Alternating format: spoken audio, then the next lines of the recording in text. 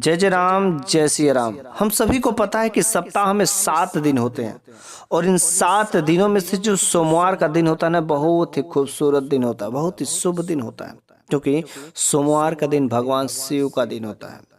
बहुत लोग इस दिन व्रत करते हैं, भगवान शिव को प्रसन्न करने के लिए विधि विधान से पूजा करते हैं, उनके मंदिर में जाकर उनके लिंग पर जाकर के जल चढ़ाते हैं, तमाम सारी चीजें विधिवत करते हैं। लेकिन इन सब व्रत, उपवास, पूजा, अनुष्ठान सब कुछ करने के बावजूद भी शायद उनको नहीं पता रहता कि जाने या अनजाने में कुछ ऐसी गलतियां भी कर देते हैं जो उनको नहीं करनी चाहिए, जिसके वजह से उनका जो कुछ भी व्रत या उपवास या पूजा अनुष्ठान कोई भी काम करते हैं सब का सब असफल हो जाते हैं और भगवान शिव की हो सके उल्टी दृष्टि पड़ सकती है, वे नाराज हो सकते हैं।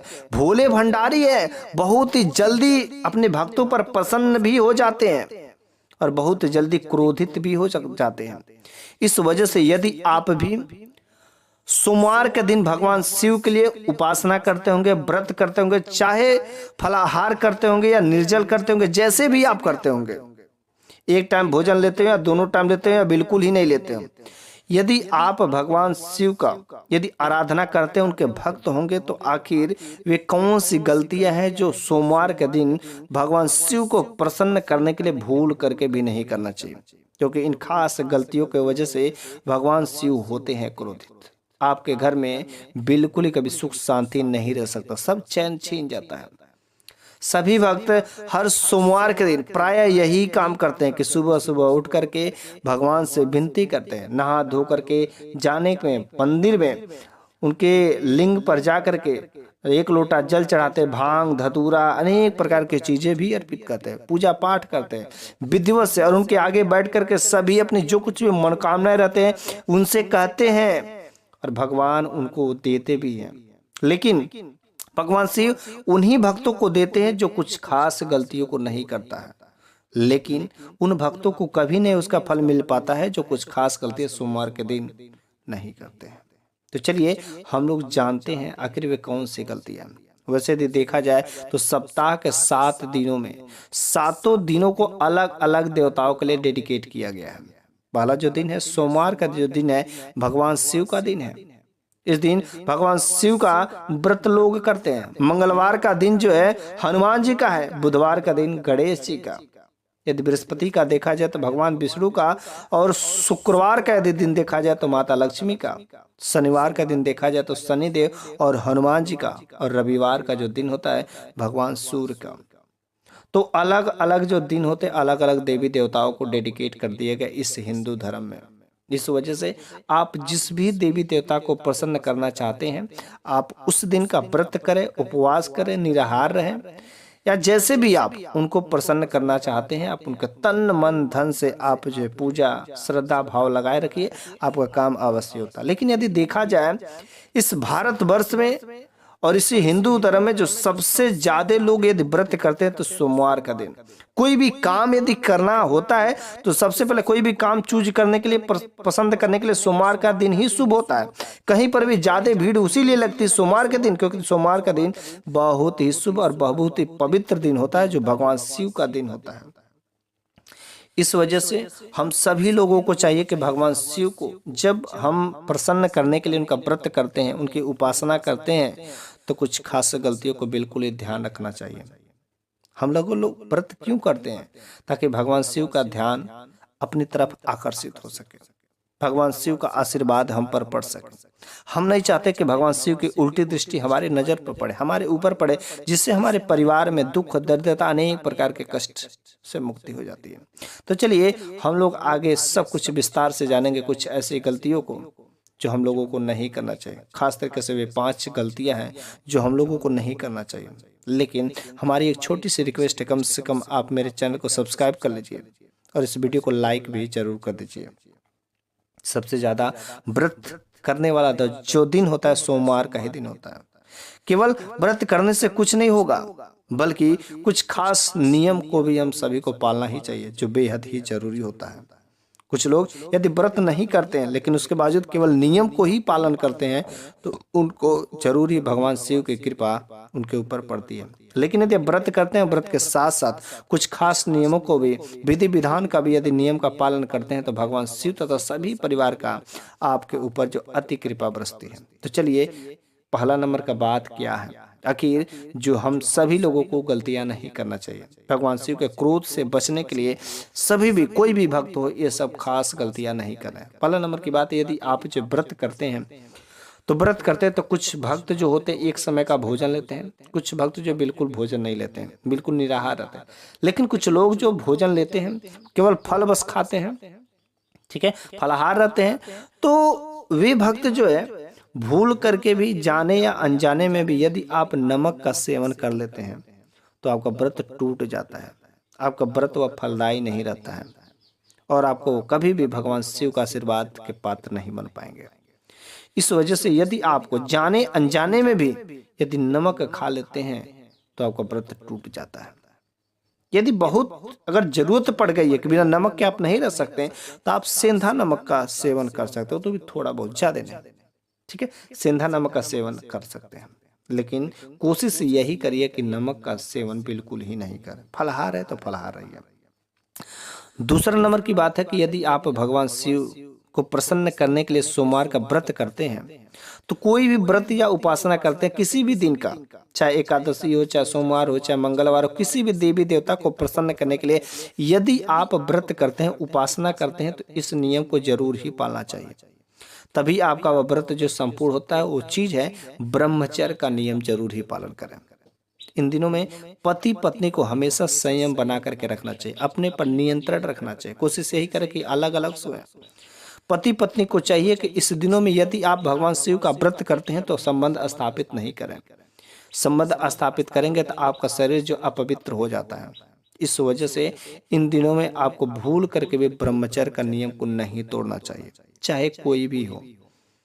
यदि आप ब्रह्मचर्य का नियम का पालन करेंगे तभी भगवान शिव तथा उनके सभी परिवार की कृपा आपके ऊपर बरसेगी, वरना बिल्कुल ही नहीं। चलिए, तीसरा नंबर की बात है।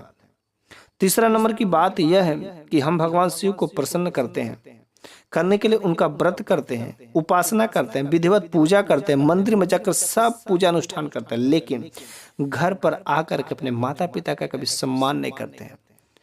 बड़े बुजुर्ग जो भी रहते हैं हमेशा उनको अपमानित कर देते हैं। भाई बहन हो, चाहे माता पिता हो, चाचा चाची हो, ताऊ हो, नाना नानी, कोई भी हो, जो आपके घर में आपसे बड़े हो या कहीं पर ऑफिस में जाते हो, कहीं पर नौकरी करते हो, जहां पर भी आप जाते हैं, जो भी व्यक्ति आपसे बड़ा है, भूल करके भी आपको उसका अपमान नहीं करना, उसका मजाक नहीं उड़ाना है। हाँ, अगर कोई कुछ बोलता है तो उस दिन सुन लो, शांति से मौन रहने की कोशिश करो। आपको बहुत अधिक कष्ट होगा। मन को कंट्रोल करने का नियंत्रण रखो। अगर मन और जुबान को कंट्रोल नहीं किए तो आपका व्रत का फल कुछ भी नहीं मिलेगा। इस वजह से इस दिनों में यदि आप सावन का सोमवार का भी यदि व्रत करते हैं, चाहे सोमवार का केवल व्रत करते हैं, तो मौन रहना बहुत ही श्रेष्ठ होता है। भूल के भी आप जो किसी दूसरे का जो है अपशब्द ना बोल दें, जिसके वजह से उसको जो अपमानित हो गए, ठीक है। 14 नंबर की बात है कि यदि आप भगवान शिव को प्रसन्न करने के लिए व्रत करते हैं, सावन का सोमवार का भी यदि व्रत करते हैं, चाहे केवल सोमवार का जो व्रत करते हैं, तो आपको किसी भी हिंसात्मक कार्य में शामिल नहीं होना है, किसी भी प्रकार का लड़ाई झगड़े में शामिल नहीं होना। आपका दोस्त जो लड़ाई झगड़ा कर रहा, आप ही गए वहां पर शामिल हो गए, लड़ाई झगड़ा कर दे, किसी को गाली गलौज कर दे, बिल्कुल ही गलत। आप वहां से बिल्कुल इस साइड हो जाइए। किसी जानवर को नहीं मारना है, कोई भी हिंसात्मक कार्य नहीं करना, कहीं पर मारपीट नहीं करना, किसी जानवर को मार करके खाना नहीं है, मीट मांस नहीं खाना है, तामसी भोजन बिल्कुल ही नहीं करना है। यदि आप सोमवार का व्रत करते हैं तो एक दिन पहले से बिल्कुल ही फ्रेश हो जाए। आपका शरीर बिल्कुल जितना ही पवित्र रहेगा उतना ही जल्दी भगवान शिव आपके ऊपर जो कृपा बरसाएंगे। इस वजह से यदि आप भगवान शिव के भक्त हैं तो हिंसात्मक कार्य तथा किसी भी प्रकार का लड़ाई झगड़े में शामिल नहीं होना चाहिए। सबसे प्रेम की भाषा, प्रेम व्यवहार बना करके उन दिनों में रखना चाहिए। 5वां नंबर की बात है कि कभी भी किसी को अपशब्द नहीं बोले। किसी को इमोशनल अत्याचार नहीं करें, क्योंकि किसी को अपशब्द बोल करके आप इसको मन को दुखी कर देते हैं। क्योंकि ये जो मुख है, ये जो जुबान है ना, इस जुबान से किसी को भी खुश किया जा सकता है, किसी को नाराज किया जा सकता है। इस वजह से भूल करके भी इन दिनों में आपको किसी को भी, चाहे अपना हो चाहे पराया हो चाहे कोई भी हो, किसी को अपशब्द ना बोलें, अपने जुबान से गंदी जुबान न करें, किसी को गाली गलौज ना करें। आपको इमोशनली किसी को भी हर्ट नहीं करना है। यदि आप ऐसा करते तभी भगवान शिव प्रसन्न होते हैं। हर तरीके से आपके अगल बगल के लोग आपसे प्रसन्न रहें। यदि आप भगवान शिव की आराधना करते हैं तो दोनों समय यदि आप आरती करते हैं तो बहुत ही अच्छा होता है। लेकिन कम से कम यदि आप भगवान शिव के भक्त हैं तो शाम के समय में जरूर ही आरती करना चाहिए। उनको धूप दिखाएं, अगरबत्ती जलाएं, दूध तथा पंचामृत जो है से क्या करें, उनका जलाभिषेक करें, अभिषेक करना चाहिए। फल भेंट करें, सेव संतरे यदि आप चाहते हैं तो भगवान शिव को भेंट करें, उसको प्रसाद के रूप में ग्रहण करें। यदि आप झूठ बोलते हो, किसी दूसरे का निंदा करते हो तो बिल्कुल ही बहुत ही बुरा होता है। इन दिनों में झूठ बोलने वाले भगवान शिव को बिल्कुल ही पसंद नहीं होते हैं। किसी दूसरे का निंदा करने वाले, अपना बड़ाई करने वाले, दूसरे का निंदा करने वाले, ऐसा बिल्कुल ही नहीं करना चाहिए। जब भी आप भगवान शिव की आराधना करते हैं, पूजा पाठ करते हैं, यदि सच्चे मन से उनकी बस में यदि ध्यान रहता है तभी आपको फल मिलता है। नहीं तो चोरी बेईमानी निंदा की बात सोचते रहो, बात करते रहो तो कभी भी उसका फल मिलने वाला नहीं रहता है। हम सभी को चाहिए कि भोले बाबा को प्रसन्न करने के लिए भांग, धतूरा, बेलपत्र सब कुछ चढ़ाते हैं, ठीक है। लेकिन जो है हमारे मन में किसी भी प्रकार का कोई जो है खराब चीज़ नहीं रहता। मन बिल्कुल ही शुद्ध होना चाहिए। हम जब भक्त मंदिर में जाते हैं, किसी भी मंदिर में जाते हैं तो जब कोई भी कथा होता है, पूजा अनुष्ठान होता है, तो वहाँ पर जो क्या होता है, तालियां बजाते हैं। तालियां बजाते क्या होता है, इसको काम करने से उस तालियों के द्वारा आपकी जो आवाज़ रहती है, आपकी जो मनोकामना रहती है, भगवान के पास तक पहुँचती है। तथा तालियां एक साथ बजाने से क्या होती है, यूनिटी बनी रहती है, एकता बनी रहती है। लेकिन ऐसा शास्त्रों में भी कहा गया है कि भगवान शिव एक ऐसे देवता है कि यदि उनके मंदिर में आप जो है आरती करते हैं तो वहाँ पर जो केवल आरती करते हैं, बाकी जो ताली नहीं बजाया जाता है। क्योंकि ऐसा माना जाता है कि भगवान शिव जो है समाधि में लीन रहते हैं। यदि आप ताली बजाएंगे, अन्य प्रकार के शोर शराबा करेंगे तो शायद उनका ध्यान भंग हो सकता है। और भगवान शिव का ध्यान जैसे ही भंग होता है, उनकी तीसरी आंख खुल जाती है। एक बार कामदेव ने भगवान शिव का ध्यान भंग करने की कोशिश की थी, जिसके बाद उनकी तीसरी आंखें खुली और कामदेव को भस्म कर दिए थे। इस वजह से भगवान शिव के मंदिर में यदि आप जाते हैं तो शांति से उनका जलाधारी के सामने बैठ करके आपको उनका पूजा करना है। शांति से जो कुछ भी करना है, काम करना है, किसी प्रकार का फालतू शोर शराबा नहीं होना चाहिए।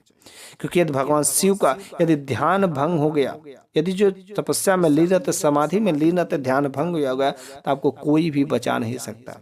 इस वजह से जब भी आप इनके मंदिर में जाएं पूजा पाठ करने के लिए तो शांति से जाएं, शांति का माहौल बना रखें। किसी भी प्रकार का फालतू का बकवास वहां पर नहीं करना चाहिए। क्योंकि भगवान शिव तथा उनके जो सभी परिवार है उनको बिल्कुल बेहद ही ऐसी चीज़ें पसंद नहीं रहती है।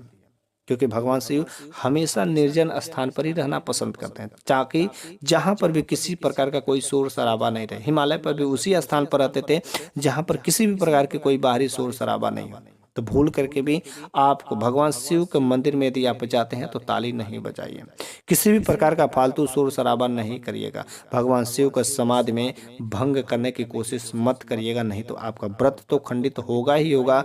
भगवान शिव के आप जो उल्टी दृष्टि से भागीदार बन जाएंगे। भगवान शिव के सभी परिवार का आपके ऊपर सकारात्मक तथा सही दृष्टि बनी रहेगी। बस आप जो है उनका विधि विधान से तथा शांतिपूर्वक पूजा करिए। जैसा कि इस वीडियो में मैंने बहुत कुछ बताया, आप उस बस नियमों को पालन करिएगा। 100% भगवान शिव तथा सभी परिवार के आपके ऊपर आशीर्वाद होगा और आपके जीवन में धन धान की कभी कमी नहीं होगी। आपको बढ़ोतरी ही बढ़ोतरी होगा। आपको जीवन में अनेक प्रकार की सफलताएं मिलेंगी। सब घर परिवार सुख शांति से बना रहेगा।